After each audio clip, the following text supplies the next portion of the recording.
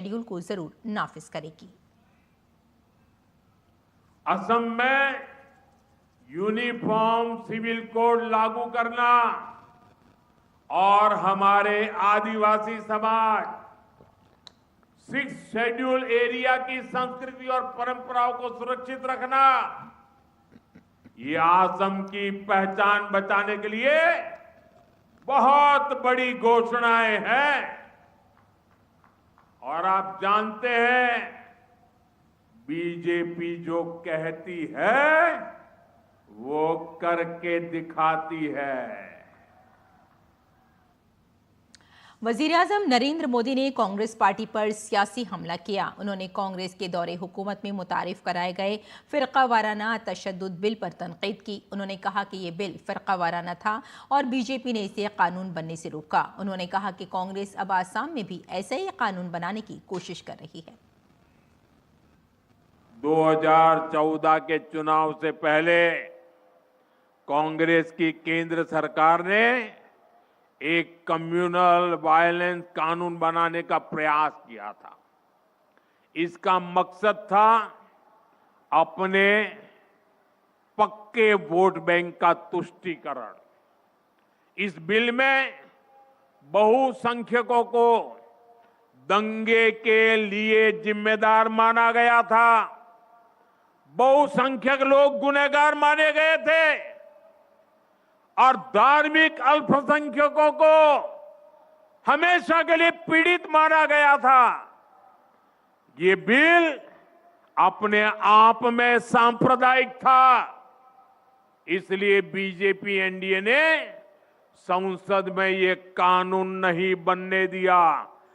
जी भर के हम लड़ाई लड़े।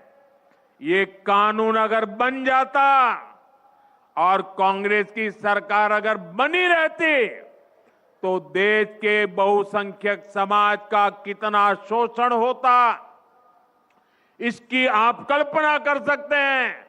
बाबा साहब आंबेडकर ने जो संविधान बनाया, उस संविधान के पीठ में छुरा भोंकने का एक खेल चल रहा था। साथियों, अब 12 साल बाद कांग्रेस यहां असम में भी उसी तरह का कानून बनाने की घोषणा कर रही है। और ये कोई मेरा आरोप नहीं है, खुद कांग्रेस के नेता खुलेआम ये घोषणाएं कर रहे हैं।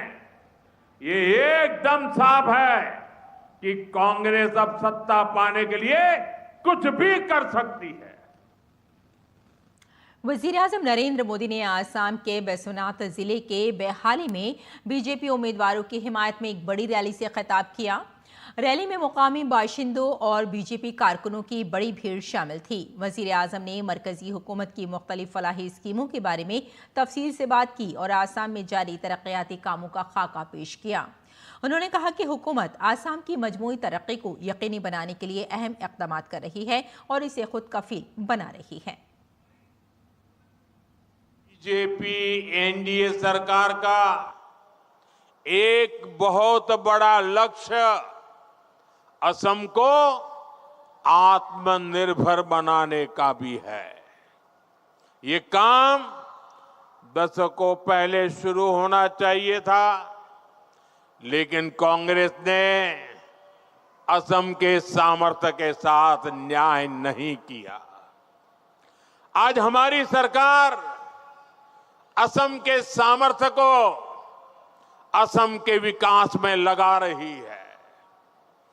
जैसे पेट्रोलियम सेक्टर है, बीते एक दशक में असम में पेट्रोलियम और पेट्रोकेमिकल उद्योगों को हमने बहुत बदल दिया है। मुझे ये बताते हुए बहुत गर्व है कि आज असम कच्चे तेल के उत्पादन में नए रिकॉर्ड बना रहा है।